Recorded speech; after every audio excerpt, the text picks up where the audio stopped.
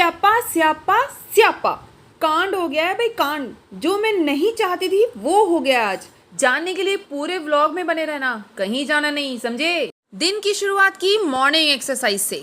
Relax guys, पतली हूँ तो इसका मतलब ये नहीं कि एक्सरसाइज नहीं करना चाहिए भाई। मैं भी तो इंसान हूँ, मेरे भी हाथ पैरों में दर्द होता है, तो इसलिए डेली स्ट्रेचिंग करना चाहिए। आप लोगों को भी करना चाहिए, बहुत रिलीफ मिलता है ना फ्रेंड्स। सच सच बताना कौन कौन एक्सरसाइज करता है, झूठ मत बोलना या खा के ऐसे ही पड़ जाते हो डेली। भाई मेरे हिसाब से तो एक्सरसाइज सबको करनी चाहिए। तो एक्सरसाइज करने के बाद मैंने अपने काम की शुरुआत की।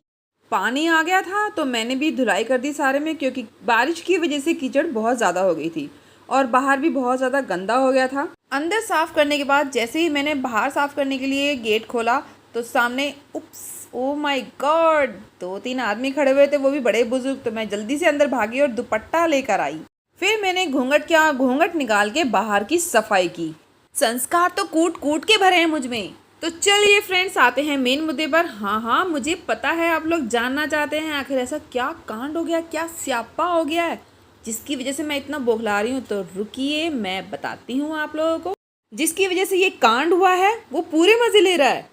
मैं यहाँ इतनी परेशान हूँ और वो, उसे कोई खबर ही नहीं है कि मैं कितनी परेशान हूँ। ये छोटे उस्ताद रुक गए थे आज स्कूल से, और जब से ये स्कूल से रुका है ना आज, यहाँ पर मेरी परेशानियाँ और बढ़ती चली जा रही हैं। इतना काम फैला दिया इसने मुझे, चीज़ों को उठा पटक, इधर फेंक उधर फेंक। इसको यहीं पर छोड़ मैं तो चली नहाने, और मेरी बेटी आ गई थी किचन में, जो कुछ आज अलग ही बनाना चाहती थी। मिक्सी में कुछ पीस रही थी, लगता है कुछ बढ़िया और टेस्टी ही बनेगा।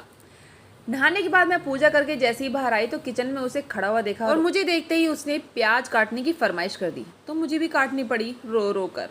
फिर इसने रात के जो उबले हुए चावल बचे थे, इसने उसमें उबले हुए 2 आलू मिक्स किए और उन्हें मिक्सी में पीसकर उसका एक पेस्ट बना लिया।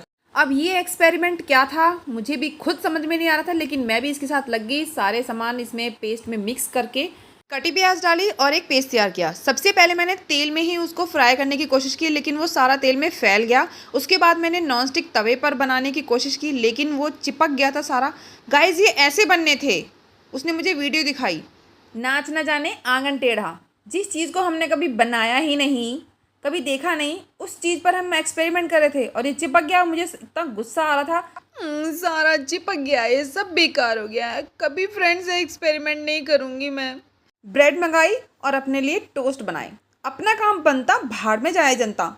मूड ऑफ हो गया था। नाश्ता करके जब बाहर आई तो देखा सामने पति देव खड़े हुए थे, जो 2-3 दिन के लिए हरिद्वार गए हुए थे और आज ही वापस आए, और वो लेके आए मिठाई का डब्बा जिसमें थी बर्फी, लेकिन ये प्रसाद था। और फ्रेंड्स, आप लोगों को भी पता है कि जब घर में प्रसाद आता है तो क्या करते हैं, तो सबसे पहले मैं भगवान जी को भोग लगा देती हूँ, उसके बाद ही फिर सबको देती हूँ।